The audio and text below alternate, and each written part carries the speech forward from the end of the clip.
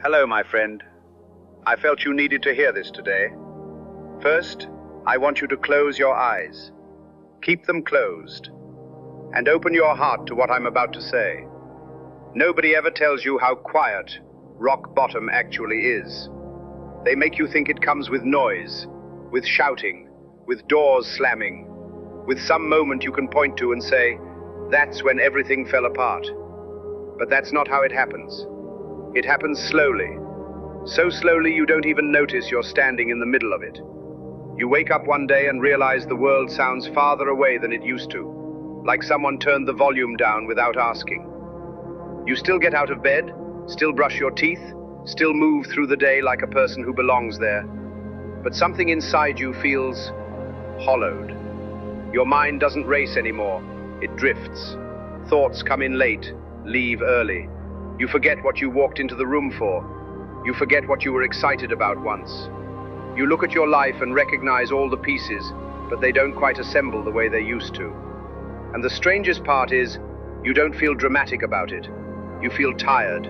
Not the kind of tired sleep fixes, the kind that settles into your bones and stays there. So you learn how to smile without meaning it, how to answer questions without saying anything, how to keep conversations light so no one looks too closely.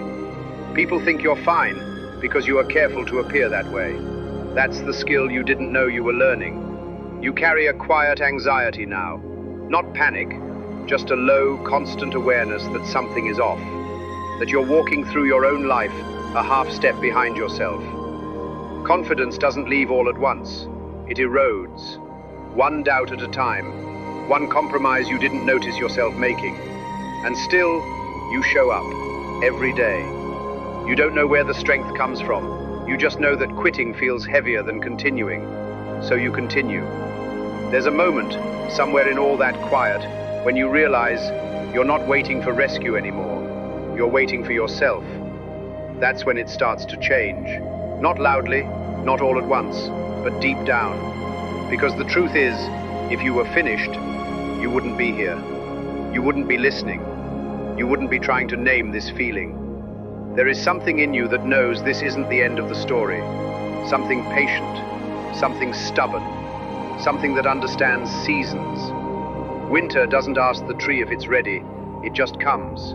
And the tree doesn't panic, it doesn't perform. It holds what it can and lets the rest go. That's what this is. Not failure, not defeat. Just a quiet chapter where you learn what you're made of when no one is watching. And one day, much later, you'll look back on this time and realize this was when you were becoming yourself again, even if it didn't feel like it at the time. There were days you didn't believe in anything, not the future, not yourself, not the idea that things work out. You just knew how to stand up. So you did, again and again. No one claps for that, no one sees it. But one day, long after this part, you'll realize something that would have sounded impossible back then. This was not when you were lost. This was when you were being prepared for something greater. And you'll understand something you couldn't then. You didn't survive this by being loud. You survived it by staying. And that was enough. Go forward with courage, my friend. With fierce, unyielding love. Your future self.